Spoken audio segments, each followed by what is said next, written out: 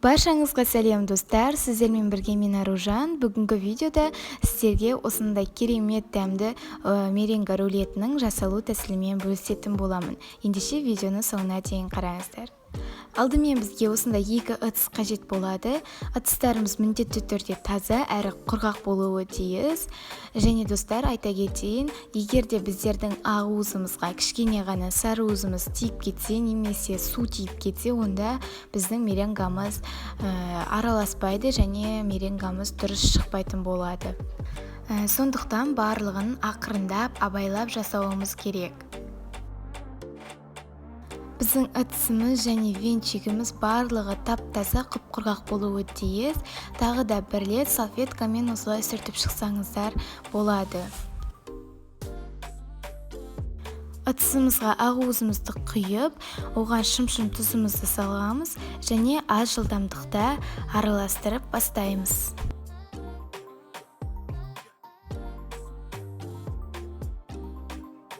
Массамыз енді көпіре бастаған кезде ғана қантымызды салатын боламыз. Барлығын бірден салып жіберуге болмайды, осылай қасықпен саламыз және қасықпен салған сайын жылдамдығын көтере отырамыз. Біздің массамыз осылай ағарып көпіре бастайды. Егер де сіздерде ручной миксер болатын болса, онда онымен 15-20 минуттай араластырасыздар. Массамыз қатты массаға айналғанша, ал егер де планетарный миксер болатын болса, онда 10 минуттай жетеді. Сіздерге барлығы түсінікті болу үшін мен әр минут сайын осылай видеоға түсіріп отырдым. Міне достар, біздің меренгамыз дайын. Оның дайын екенін білу үшін осылай венчикті алып қарауымыз қажет. Егер де венчиктен ағып кетпесе, онда біздің меренгамыз дұрыс жасалды деген.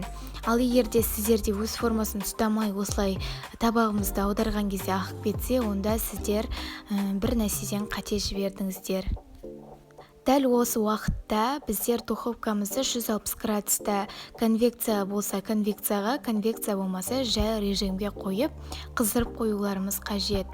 Және достар, айта кетейін, егер де меренгаларыңыз түп-түзу әдемі болып шықсын десеңіздер, барлығын асықпай осылай жағып шығасыздар және шпательдің көмегімен түзеулесеңіздер болады.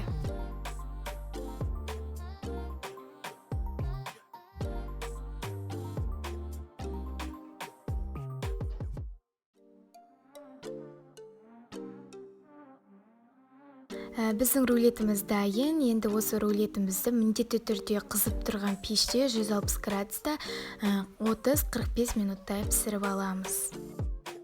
Біздің рулетіміз дайын екенін білу үшін осылай сындырып қараймыз. Егер де сындырған уақытта құрғақ болып сынса, онда біздің рулетіміз дайын деген сөз. Оны бірден духовкадан шығарып аламыз және бетіне полотенце жабамыз. Одан соң решеткамызды қоямыз және осыны айналдырамыз. Одан соң бетіндегі противенді алып тастаймыз да 20 минутқа суығанша қойып қоямыз. Біздің рулетіміз суығанша біздер кремімізді дайындаймыз. Ол үшін біздің ыдыстарымыз, кілегейіміз барлығы сап-салқын болуы қажет. Егер де барлығы жылы бөлме температурасында болса, онда сіздердің кілегейлеріңіз пайдаға аспай қалады және креміміз шықпай қалады. Алдымен кілегейімізді саламыз, творожный сырымызды қосамыз және сахарный пудрамызды салып, барлығын жай скоростта араластыратын боламыз. Қатты жылдамдықта және ұзақ уақыт араластыруға болмайды, себебі біздің кілегейіміз іріп кетеді. Ал егер де біздің кілегейіміз іріп кететін болса, онда біздің креміміз пайдаға аспай қалады. Сондықтан барлығын абайлап жасасаңыздар. Біздің креміміз қоюлана бастаған кезде араластыруды тоқтатамыз және осылай лопатканың көмегімен қараймыз. Егер де өз формасын жақсы ұстаса, онда біздің креміміз дайын деген сөз.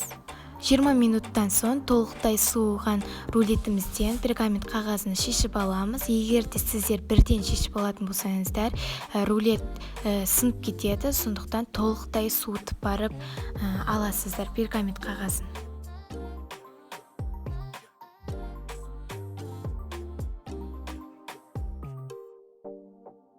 меренга рулетімізді жаңағы пергаменттің үстіне қойып, кремімізді жағып орайтын боламыз.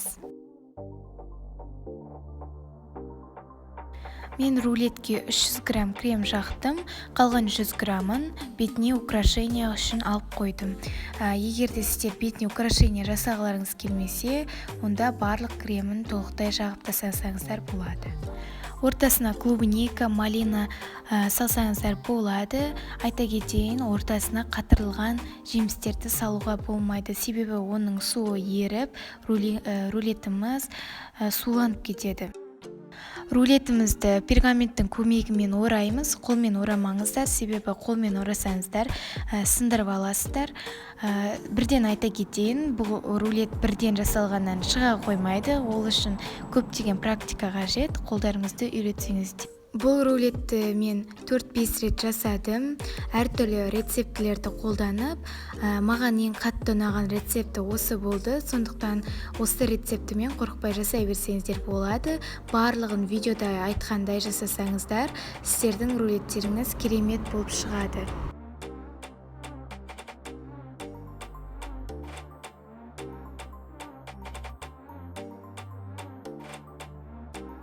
Рулет міндетті түрде 4-5 сағат тоңазытқышта тұруы қажет. Міне достар, біздің десертіміз дайын. Міндетті түрде жасап көріңіздер, жасалуы өте оңай. Қорықпай жасай берсеңіздер болады. Сіздермен бірге мен Аружан.